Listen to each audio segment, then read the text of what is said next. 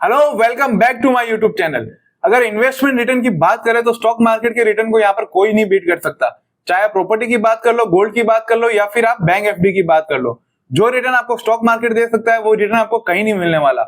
लेकिन इन्वेस्ट करने की भी एक स्ट्रेटेजी होनी चाहिए। बिना स्ट्रेटेजी का आप इन्वेस्ट करोगे तो यहाँ पर आपको लॉस हो सकता है। तो क्या स्ट्रेटेजी रहनी चाहिए उसके बारे में आज इस वीडियो के थ्रू हम समझेंगे। अगर आपको मार्केट का बेसिक नॉलेज भी है तो इसके दम पे आप यहाँ पर इन्वेस्ट कर सकते हो। तो चलिए बिना किसी देरी के वीडियो को शुरू करते हैं।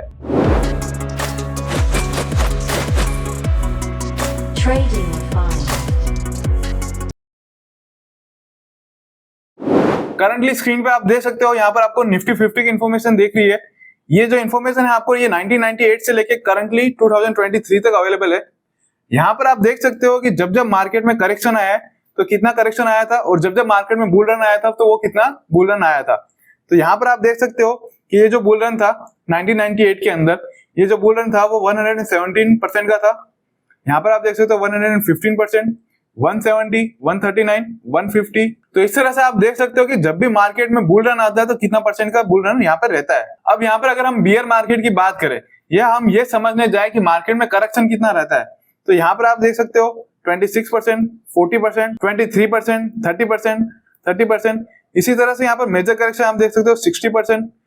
तो इस तरह से अब ये करेक्शन आप देख सकते हो कि जो अभी कोरोना के टाइम में करेक्शन था वो 38% का करेक्शन था। अपने टॉप से यहाँ पर करेक्शन जो था वो 38% का करेक्शन था। तो यहाँ से आप समझ सकते हो कि मार्केट में जब भी करेक्शन आएगा वो मिनिमम 20% से अबो रहने वाला है, 25 के पास भी जा सकता है। और जब भी आपको बुल रन दिखेगा वो एटलीस्ट आपका 100% रहने वाला है। अब यहाँ आप चार्ट से समझ सकते हो कि आपको इन्वेस्टमेंट कब करना चाहिए। देखिए, आप अगर इस जोन के अंदर इन्वेस्टमेंट करने जाओगे तो आपको पता है कि जो रिटर्न आपको एक्सपेक्टेशन है वो मार्केट में आप रिटर्न जनरेट नहीं कर सकते। तो आपको इन्वेस्टमेंट कब करना चाहिए? जब भी मार्केट में करेक्शन आए। यहाँ पर आप देख सकते हो कि जब भी मार्केट में करेक्शन आए तो आपको वहां पर इन्वेस्टमेंट करना है। ये सबसे बेस्ट तरीका है स्टॉक मार्केट में इन्वेस्टमेंट करने का। अब हम सेकंड क्वेश्चन की तरफ बढ़ते हैं कि मार्केट में आपको इन्वेस्टमेंट किस तरह से करना चाहिए। तो अगर आप यहाँ पर देखने जाओगे तो जो सबसे मिनिमम करेक्शन था यहाँ पर मार्केट में वो था 23%। तो जब भी मार्केट में आपको 25% का करेक्शन दिखे अपने हाई से, तो वहां पर आपको क्या करना है? अपनी पोजीशन क्रिएट करनी है।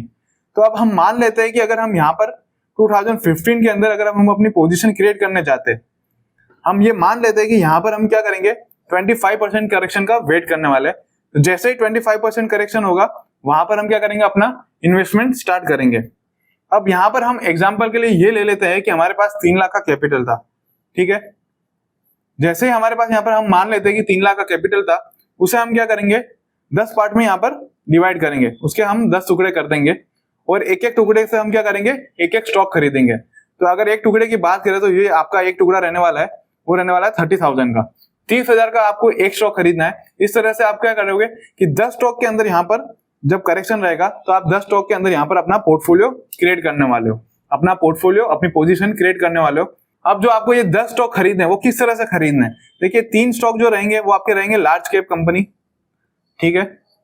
3 जो स्टॉक रहेंगे आपके वो रहेंगे मिड कैप कंपनी, और जो 4 कंपनी रहेगी वो आपकी रहेगी स्मॉल कैप कंपनी, ठीक है। तो इस तरह से आपको अपने पोर्टफोलियो को डिजाइन करना है। अगर आप मार्केट में थोड़ा रिस्क कम रखना चाहते हो तो आप क्या कर सकते हो कि जो स्मॉल कैप में आपने 4 कंपनी में इन्वेस्टमेंट किया है उसी जगह आपको क्या करना है कि 3 स्टॉक में करना है, और उसकी जगह आप लार्ज कैप में 4 स्टॉक में इन्वेस्टमेंट कर सकते हो। तो इस तरह से आपको क्या करना है कि मार्केट में 3 जगह पर आपको इन्वेस्टमेंट करना है। या तो आपके लार्ज कैप में 4 या 3 स्टॉक रहने वाले हैं, मिड कैप में आपके यहाँ पर 3 स्टॉक रहने वाले हैं, और स्मॉल कैप में आपके 4 या 3 जो भी आपको सिलेक्ट करना है उस हिसाब से आपको यहाँ पर स्टॉक खरीदने पड़ेंगे। तो इस तरह से आपको 10 स्टॉक यहाँ पर खरीदने हैं। अगर आपके पास 3 लाख कैपिटल है तो आपको क्या करना है कि कैपिटल को अपने 10 पार्ट में डिवाइड करना है और उसको मार्केट में यहाँ पर इन्वेस्ट करना है। अब यहाँ पर हमने समझ लिया कि आपको किस तरह से मार्केट में इन्वेस्ट करना है। अब जब भी आप कंपनी सिलेक्ट करोगे तो आपको ये ध्यान रखना है कि कंपनी के फंडामेंटल्स अच्छे होने चाहिए। ये नहीं है कि अगर कंपनी सस्ती है तो वो आप खरीद लो, ऐसा नहीं रखना है। आपको चाहे स्मॉल कैप हो, मिड कैप हो या लार्ज कैप हो, आपको ये ध्यान रखना है कि आपकी कंपनी है वो अच्छी स्ट्रांग होनी चाहिए, फंडामेंटल्स उसके अच्छे होने चाहिए। अब दूसरे पॉइंट की बात करें तो जैसा हमने पहले ही कहा था कि लार्ज कैप में हमारा 3 स्टॉक रहेगा, मिड कैप में हमारा 3 स्टॉक रहेगा और स्मॉल कैप में 4 स्टॉक रहने वाला है, और जिसे हम अपने हिसाब से मॉडिफाई 4 और 3 भी कर सकते हैं। तो यहाँ पर आपको क्या करना है कि किसी भी एक सेक्टर का आपको स्टॉक नहीं उठाना है। अगर आपने लार्ज कैप में बैंकिंग सेक्टर उठाया है तो स्मॉल कैप में आप बैंकिंग सेक्टर को अवॉइड कीजिए, मिड कैप में भी आप बैंकिंग सेक्टर को अवॉइड कीजिए। आप क्या करोगे कि अलग अलग सेक्टर में आपका यहाँ पर पैसा इन्वेस्ट होना चाहिए। आप बैंकिंग सेक्टर में इन्वेस्ट कर सकते हो, ऑटो सेक्टर में इन्वेस्ट कर सकते हो, केमिकल सेक्टर में इन्वेस्ट कर सकते हो, मेडिकल सेक्टर में इन्वेस्ट कर सकते हो। इस तरह से जो आपका इन्वेस्टमेंट है वो किसी भी एक सेक्टर में नहीं रहना चाहिए। तो इस तरह से आप समझ सकते हो कि हमें किस तरह इन्वेस्ट करना है। हमने यहाँ पर लार्ज कैप के स्टॉक को भी सिलेक्ट किया है, मीडियम स्टॉक को भी सिलेक्ट किया है और स्मॉल स्टॉक को भी सिलेक्ट किया है। उसके अलावा हमने किसी एक कंपनी या किसी भी एक सेक्टर को हमने यहाँ पर सिलेक्ट नहीं किया है। तो इससे क्या रहेगा कि आपका जो पोर्टफोलियो है वो डाइवर्सिफाई रहेगा। डाइवर्सिफिकेशन का मतलब क्या होगा कि आपका कहीं भी एक ही कंपनी में आपका पैसा नहीं अटका हुआ है। इससे क्या होगा कि आपका थोड़ा रिस्क कम रहने वाला है कि किसी एक कंपनी के डूबने से आपका कंप्लीट पोर्टफोलियो है वो पूरा माइनस में नहीं जाने वाला है। अब यहाँ पर हमारा तीसरा क्वेश्चन आता है फंड अरेंजमेंट। पैसे की बात करें कि हमने यहाँ पर एग्जांपल के लिए 3 लाख तो ले लिया, पर ये पैसा हम लाएंगे कहां से? देखिए, इन्वेस्टमेंट करने के लिए भी कैपिटल लगता है और पहले हमें कैपिटल बिल्ड करना आना चाहिए। यहाँ पर आप देख सकते हो कि मार्केट में जब भी बुल रन चलेगा उस समय आपको क्या करना है, यहाँ पर कैपिटल बिल्ड करनी है। यहाँ आपको क्या करना है कि मंथली बेस के ऊपर आपको एक आरडी खोलना है। एक क्या करना है कि मंथली बेस के ऊपर आपको बैंक के अंदर जाकर यहाँ पर आरडी खोलना है।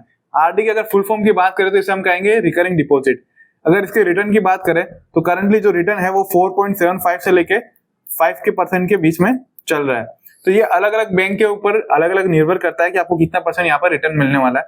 तो आपको यहाँ पर क्या करना है कि हम मान लेते हैं कि 5,000 की हम यहाँ पर क्या करेंगे, आरडी बनाएंगे, रिकरिंग डिपॉजिट। इससे क्या होगा कि आपको हर मंथली बेस के ऊपर यहाँ पर आपका पैसा जो है वो आरडी में जाने वाला है और उसके ऊपर आप कम से कम 4.75 से लेके 5% का रिटर्न जनरेट करने वाले हो। तो यहाँ पर अगर हम बात करें तो 2015 के हमने जब इन्वेस्टमेंट किया था तो उससे पहले आप देखोगे तो 3 साल और 2 महीने का टाइम हमें मिला था यहाँ पर कैपिटल जमा करने के लिए। तो अगर आप यहाँ पर मंथली इन्वेस्टमेंट अगर 5,000 का करते हो, ठीक है, तो अगर आप 5,000 का यहाँ पर इन्वेस्टमेंट करते हो तो यहाँ पर आप देख सकते हो 38 मंथ्स यहाँ पर आपको मिले थे। और अगर हम कैपिटल की बात करें तो यहाँ पर आप क्या कर सकते हो, 1,90,000 का सिर्फ कैपिटल इन्वेस्ट करने वाले हो। और अगर इसको रिटर्न के साथ कैलकुलेट करोगे तो ये जो रिटर्न रहेगा वो आपका 2,25,000 के आसपास यहाँ पर आपका कैपिटल जमा हो जाएगा। इस तरह से आपको क्या करना है कि मंथली बेस के ऊपर आपको रिकरिंग डिपॉजिट के अंदर यहाँ पर इन्वेस्ट करना है। उससे क्या होगा कि जो आपको कैपिटल की रिक्वायरमेंट है मार्केट में इन्वेस्ट करने के लिए, वहां पर आपको कैपिटल अच्छे से मिल जाएगी। अब आपको ये समझ आ गया कि आपको इन्वेस्ट कब करना है। जब भी मार्केट बियर जोन में होगा वहां पर आपको इन्वेस्ट करना है। और आपको ये भी समझ आ गया कि आपको कैपिटल किस तरह से बिल्ड करना है। जब भी मार्केट में बुल रन रहेगा उस टाइम पे आपको आरडी चालू करनी है, रिकरिंग डिपॉजिट चालू करना है बैंक के अंदर जाकर और अपने कैपिटल को यहाँ पर बिल्ड करना है। जो हमने पैसा यहाँ पर 3 लाख लगाया था उसे यहाँ पर आपको अपने हिसाब से बिल्ड करना है। आपकी जितनी कैपेसिटी हो, अगर 5,000 की कैपेसिटी तो आप 5,000 साइड में इन्वेस्ट कीजिए मंथली बेस पर। आपकी 10,000 की कैपेसिटी है तो आप 10,000 इन्वेस्ट कीजिए। इस तरह से आपकी जितनी कैपेसिटी हो उतने बेस के ऊपर आप यहाँ पर इन्वेस्ट कर सकते हो।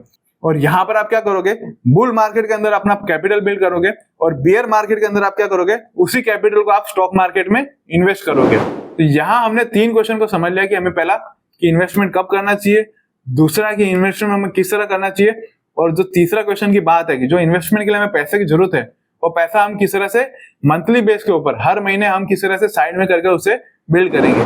देखिए, आप जो आरडी के अंदर बुल मार्केट के अंदर इन्वेस्ट करने वाले हो उससे आप अच्छा रिटर्न नहीं जनरेट करने वाले। इवन आप इन्फ्लेशन रेट की बात करें, जो महंगाई दर है उसे भी हम यहाँ पर बीट नहीं कर पाएंगे करंटली सिनेरियो के हिसाब से। पर हमारा यहाँ पर टारगेट क्या रहना चाहिए कि जो बियर मार्केट के जोन में हमारा कैपिटल लॉस होने वाला है उसे हम यहाँ पर बचाने की कोशिश करेंगे। तो जो भी आप बुल मार्केट में इन्वेस्ट करोगे वहां पर आपका गोल है वो रिटर्न का नहीं रहना चाहिए, बल्कि अपने कैपिटल को है प्रिजर्व करना रहना चाहिए। तो यहाँ पर आपको क्या करना है कि अपनी कैपिटल बचाना सीखना है। मंथली बेस के ऊपर आपको यहाँ क्या करना है, अपनी कैपिटल बचानी है और बियर मार्केट का वेट करना है कि जैसे आपको बियर मार्केट आएगा वहां पर आपको मार्केट में अपना इन्वेस्टमेंट स्टार्ट कर देना है। अब वीडियो देखते हुए कुछ लोगों के दिमाग में एक ख्याल जरूर आएगा कि हम म्यूचुअल फंड में ही इन्वेस्टमेंट क्यों ना कर ले। अब जिसको नहीं पता कि म्यूचुअल फंड क्या होता है, आप वहां पर क्या करोगे कि एक एसआईपी स्टार्ट करते हो, मंथली बेस पे आप वहां पर पैसा इन्वेस्ट करते हो। वो पैसा जो है वो आपका स्टॉक मार्केट में ही इन्वेस्ट होता है और जो इन्वेस्टमेंट करती है, जो कंपनी इन्वेस्ट करती है, वहां पर एक एक्सपर्ट की टीम रहती है जो आपके पैसे को यहाँ पर स्टॉक मार्केट में अच्छे अच्छे स्टॉक को ढूंढ के वहां पर इन्वेस्ट करती है। म्यूचुअल फंड में जब भी आप इन्वेस्ट करते हो तो आप एवरी मंथ कुछ ना कुछ यहाँ पर डिपॉजिट करते हो और कंपनी की क्या गाइडलाइंस रहती है कि वो पैसा है जो अपने पास नहीं रह सकते, उन्हें मार्केट में इन्वेस्ट करना ही है। अगर आप बुल मार्केट के अंदर यहाँ पर हम मान लेते हैं कि अगर आप यहाँ पर अपना जो है इन्वेस्टमेंट स्टार्ट करते हो म्यूचुअल फंड में, तो यहाँ पर आप देखोगे तो यहाँ पर आपको अपना पोर्टफोलियो है वो नेगेटिव दिखने वाला है। इसी तरह से अगर हम यहाँ पर देखें कि यहाँ पर अगर आपने अपना पोर्टफोलियो स्टार्ट किया होता है म्यूचुअल फंड का, तो कहीं ना कहीं यहाँ आपको नेगेटिव दिखेगा।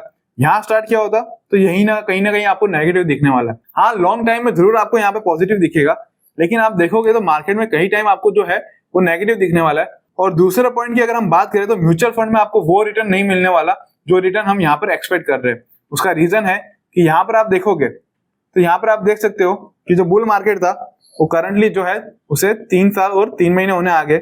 यहाँ पर आप देखोगे 3 साल 11 महीने, यहाँ पर आप देखोगे 3 साल 2 महीने और यहाँ पर आप देखोगे 2 साल। अब इसी बुल मार्केट को अगर हम बियर मार्केट से कंपेयर करें, गिरते हुए मार्केट से कंपेयर करें, यहाँ पर आप देखोगे 1 साल, यहाँ पर आप देखोगे 1 साल, यहाँ पर देखोगे सिर्फ 2 महीने, यहाँ पर 1 महीना, यहाँ पर 10 महीना। तो यहाँ से इस चार्ट से आपको ये समझ में आ गया कि मार्केट जो है बुल मार्केट वो टाइम पीरियड में बड़ा रहता है और बियर मार्केट है वो छोटा रहता है। तो जब भी आप म्यूचुअल फंड में इन्वेस्ट करोगे तो आप देखोगे जो बड़ा टाइम फ्रेम है 3 साल है जो आपने एसआईपी सिर्फ और सिर्फ बुल मार्केट में पे की थी, और सिर्फ 1 साल है जो आपका इन्वेस्टमेंट है वो बियर मार्केट में था। इसका मतलब क्या हुआ कि जो रिटर्न आपको मिलना चाहिए बियर मार्केट में अगर आप इन्वेस्टमेंट करते हैं तो जो रिटर्न आपका यहाँ पर जनरेट होता वो रिटर्न आप यहाँ पर जनरेट नहीं कर पाने वाले।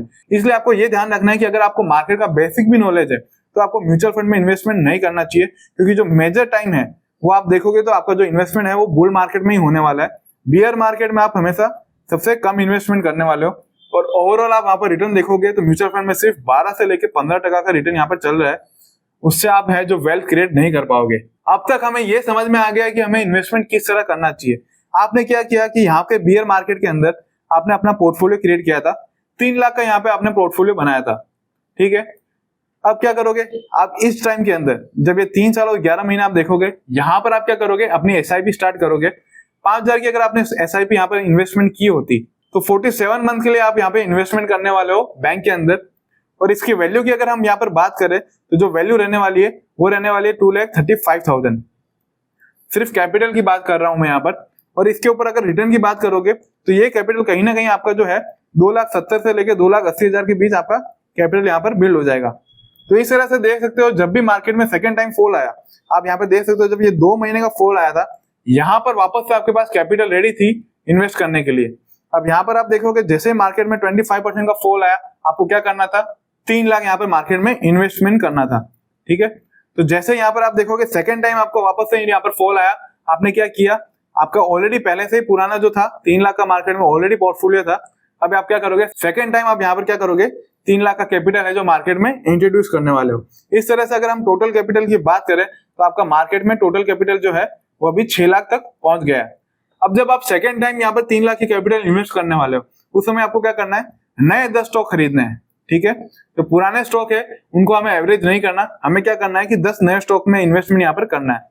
और वो 10 स्टॉक किस तरह से इन्वेस्ट करोगे, सेम उसी तरह हमें इन्वेस्ट करना है जैसा हमने पहले डिसाइड किया था, लार्ज कैप, मिड कैप और स्मॉल कैप, और किसी भी एक सेक्टर में हमें वापस से इन्वेस्ट नहीं करना है। पर यहाँ पर आप एक काम कर सकते हो कि कोई 1 या 2 कंपनी है जिसके अंदर आप अगर सेक्टर रिपीट हो रहा है तो आप वहां पर इन्वेस्ट कर सकते हो, लेकिन हमें वापस से यही फोकस रखना है कि हमारी जो कंपनी है वो सारी की सारी नई कंपनी रहनी चाहिए, पुरानी किसी भी कंपनी में हमें इन्वेस्टमेंट नहीं करना है। तो इस तरह से 2020 के अंदर जब ये बियर मार्केट खत्म हुआ था उस समय आप ध्यान से देखोगे तो 6 लाख का कैपिटल है जो आपका यहाँ पर बिल्ड हो चुका था। उसके अलावा अगर हम सेकेंड पॉइंट की बात करें तो 20 कंपनी हमारे पास यहाँ पर मार्केट में इन्वेस्टेड थी, और हमारा यहाँ पर मार्केट में जो रिस्क है वो काफी कम है, क्योंकि हमने क्या किया है हमारे पोर्टफोलियो को है वो डाइवर्सिफाई करके रखा है, अलग अलग सेक्टर में अलग अलग कंपनी में हमने हमारा पैसा लगा के रखा है। उससे क्या हुआ कि हमारा जो रिस्क है वो काफी मार्केट में कम हो गया। आप मार्केट में इन्वेस्टमेंट करते हो या ट्रेडिंग करते हो, स्टॉप लॉस एक ऐसा पॉइंट है जो आपके कैपिटल को काफी अच्छा रिटर्न दे सकता है। तो स्टॉप लॉस को काफी आपको स्ट्रिक्टली फॉलो करना है। एक बात आपको हमेशा ध्यान रखना है कि stop loss is your best friend in market. तो स्टॉप लॉस जो है वो आपका बेस्ट फ्रेंड रहने वाला है स्टॉक मार्केट के अंदर। तो जब भी आप इन्वेस्टमेंट करते हो तो आपका स्टॉप लॉस क्या रहना चाहिए, इन्वेस्टमेंट के अंदर आपका स्टॉप लॉस रहेगा कंपनी के फंडामेंटल्स। जब भी कंपनी के फंडामेंटल्स में किसी भी तरह की आपको दिक्कत लगती है जिससे कंपनी के सर्वाइवल के ऊपर क्वेश्चन उठता है, इसका मतलब ये हुआ कि ऐसी कोई नेगेटिव न्यूज कंपनी के बारे में जिससे कंपनी आगे सर्वाइव कर पाएगी या नहीं कर पाएगी, कंपनी आगे चल पाएगी या नहीं चल पाएगी, इसके ऊपर अगर क्वेश्चन उठे तो वहां पर आपको क्या करना है, अगर इस टाइप की कोई कंपनी आपके पास पड़ी है तो वहां पर आपको क्या करना है, अपना स्टॉप लॉस ले लेना है। वहां पर जितना भी आपका प्रॉफिट या जितना भी आपका कैपिटल बचा है उसे वहां पर से बाहर निकाल लेना है और दूसरी कंपनी में वहां पर आपको इन्वेस्ट करना है। इसी पॉइंट को अगर हम एग्जाम्पल से समझे तो कैफे कॉफी डे के एग्जाम्पल को आप यहाँ पर समझ सकते हो कि किस तरह कंपनी के मालिक ने यहाँ पर सुसाइड कर लिया था और उसके बाद कंपनी का यहाँ पर सर्वाइवल के ऊपर क्वेश्चन उठ गया था कि कंपनी फ्यूचर में सर्वाइव कर पाएगी या नहीं कर पाएगी। उसी तरह अगर हम सेकंड एग्जांपल की बात करें तो यस बैंक उसमें से आ जाता है। तो जैसे आप देखोगे कि बैंक के किस तरह से फंडामेंटल यहाँ पर बिगड़े थे, किस तरह से उनके एनपीए बाहर आए थे, जिससे कंपनी के सर्वाइवल पे यहाँ पर क्वेश्चन उठा था। अब इस तरह की नेगेटिव न्यूज अगर आपको स्टॉक मार्केट में मिलती है अपने स्टॉक के बारे में, तो वहां पर आपको क्या करना है कि अपना लॉस बुक कर लेना है। चाहे वो कितना भी बड़ा लॉस हो, आपको वहां पर क्या करना है कि लॉस बुक कर देना है, क्योंकि आपके पास ऑलरेडी बाकी बहुत कंपनी है जो आपको यहाँ पे प्रॉफिट जनरेट कर सकती है। सबसे पहले लिया गया लॉस आपका सबसे छोटा लॉस रहने वाला है। अगर हम यहाँ पर बात करें यस बैंक की, तो 400 के पास वो ट्रेड कर रहा था। अगर आपको ये न्यूज देखोगे तो 300 के पास भी अगर आपको ये न्यूज मिलती है, और करंटली अगर हम बात करें तो वो 15-16 से लेके 20 के बीच ट्रेड कर रहा है। तो इस तरह से आप समझ सकते हो कि कितने बड़े कैपिटल को यहाँ पर आपने लॉस में कन्वर्ट होने से बचा लिया। तो जब भी आपके कंपनी के फंडामेंटल्स की कोई नेगेटिव न्यूज मिलती है, कोई खराब न्यूज मिलती है, जिससे कंपनी के अगर सर्वाइवल पे क्वेश्चन उठता है, तो वहां पर आपको क्या करना है, अपना लॉस बुक कर लेना है और बचे हुए पैसे को आपको क्या करना है, दूसरी कंपनी में इन्वेस्ट करना है। अब कुछ इंपॉर्टेंट पॉइंट है जो इस स्ट्रेटेजी के बेस पे हमें ध्यान रखना है, हमें पता होना चाहिए। जब आप खरीदी करने जाते हो तो अगर आपको कुछ सस्ता मिलता है तो आप क्या करते हो, सबसे पहले उससे खरीदते हो, और कभी कभी आप उससे ज्यादा भी खरीद लेते हो कि आने वाले टाइम में वो आपको काम लगने वाला है। लेकिन स्टॉक मार्केट में उल्टा होता है। जब भी मार्केट में यहाँ पर आपको कुछ सामान डिस्काउंट में मिलता है, तो वहां पर क्या होगा कि लोग डर के भाग जाते हैं। लेकिन जिस स्ट्रेटेजी की हमने यहाँ पर बात की है, वहां पर आप देखोगे तो मार्केट में जब भी डिस्काउंट चल रहा था, उसी टाइम सबसे हमारी मेजर जो खरीदी है वो उसी टाइम चल रही थी। अब जैसा कि हमने यहाँ पर डिसाइड किया था कि 25% का जब भी मार्केट में करेक्शन दिखेगा, वहां पर हम क्या करेंगे, इन्वेस्टमेंट करेंगे। कितने का इन्वेस्टमेंट करेंगे, 3 लाख का इन्वेस्टमेंट करेंगे, ठीक है। पर अगर यहाँ पर आप ध्यान से देखोगे तो कई बार जो मार्केट का करेक्शन था वो 25% से अब हो गया था। अगर आप ध्यान से देखोगे 2008 के अंदर, तो यहाँ पर जो मार्केट का करेक्शन था वो 60% का करेक्शन था। यहाँ पर अगर आप देखोगे कोरोना के टाइम में, तो ये जो मार्केट का करेक्शन था वो 38% था। अब ये दोनों टाइम में क्या था कि मार्केट के सेंटीमेंट थे वो काफी नेगेटिव थे, इसलिए इतना मेजर करेक्शन आया। तो आपको क्या ध्यान रखना है कि अगर 25% करेक्शन पे आपका 3 लाख का इन्वेस्टमेंट हो गया, तो आपका सेकंड इन्वेस्टमेंट कब रहना चाहिए, जब मार्केट जो है 40% के आसपास यहाँ पर करेक्ट करता हुआ दिख जाए। तो यहाँ पर क्या होगा कि जब 40% का करेक्शन रहेगा, उस टाइम आपको क्या करना है कि 1 लाख का वापस से अरेंजमेंट करना है कैपिटल का, और वो उसे मार्केट में वापस से इन्वेस्ट करना है। अब अगर हम बात करें कि 1 लाख का अरेंजमेंट किस तरह से रहने वाला है, देखिए हमने पहले ही डिसाइड किया था कि हमारी जो 5000 की SIP है, जो हमने डिसाइड किया था RD के अंदर, रिकरिंग डिपॉजिट के अंदर, वो यहाँ पर चालू रहेगी।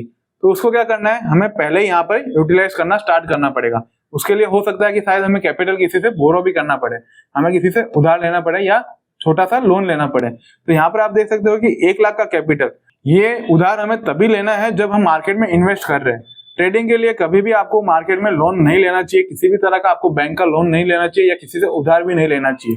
तो ये सिर्फ हम तभी उधार लेंगे जब हम मार्केट में इन्वेस्ट करने का प्लान कर रहे हैं। तो जो सेकंड आपका इन्वेस्टमेंट रहने वाला है मार्केट के अंदर, अगर मार्केट 40% का करेक्शन करता है, तो वहां पर आपको इन्वेस्टमेंट करना चाहिए।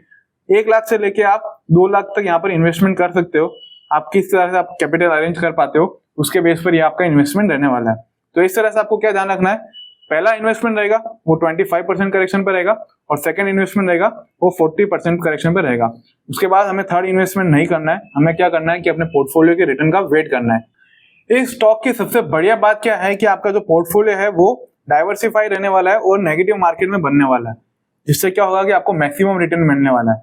अगर आपकी एक भी कंपनी यहाँ पर मल्टीबैगर बन जाती है, तो आपका जो रिटर्न है उसको 4 चांद लगने वाले हैं। जैसे अगर हम मल्टीबैगर की बात करें तो यहाँ पर आप देख सकते हो MRF, उसके बाद अगर हम सेकंड पॉइंट की बात करें तो रिलायंस और बजाज फाइनेंस और बजाज फिनसर्व। तो इस तरह से अगर आपका एक भी स्टॉक अगर मल्टीबैगर बनता है, तो आपका जो इन्वेस्टमेंट है वो काफी अच्छा रिटर्न देने वाला है। अब एक और इंपॉर्टेंट पॉइंट की अगर हम यहाँ पे बात करें कि हमें अपना जो पोर्टफोलियो है कब बुक करना चाहिए, देखिए इन्वेस्टमेंट है उसका पोर्टफोलियो आप जितना लंबा रखोगे उतना बेस्ट आपको रिटर्न देने वाला है। तो आपको पोर्टफोलियो, अगर आपको जरूरत है पैसे की, तभी आपको बुक करना चाहिए। अगर आपने पहले डिसाइड करके रखा है कि मुझे 5 साल के लिए ही सिर्फ इन्वेस्टमेंट करना है, तो आपका पोर्टफोलियो है जो 5 साल के बाद बुक हो जाना चाहिए। और अगर आपका प्लान है कि नहीं मुझे ये काफी लॉन्ग टाइम तक रखना है, जितना लॉन्ग टाइम में आपको पोर्टफोलियो रहेगा उतना अच्छा आपको रिटर्न मिलने वाला है। इस वीडियो का मकसद सिर्फ ये बताना था कि इन्वेस्टमेंट की अगर हम बात करें तो स्टॉक मार्केट से अच्छा आपको रिटर्न कोई नहीं दे सकता। इस वीडियो को हम यहीं खत्म करते हैं। किसी भी तरह आपका डाउट रह गया हो तो आप वीडियो के कमेंट सेक्शन में जाके जरूर पूछ सकते हो।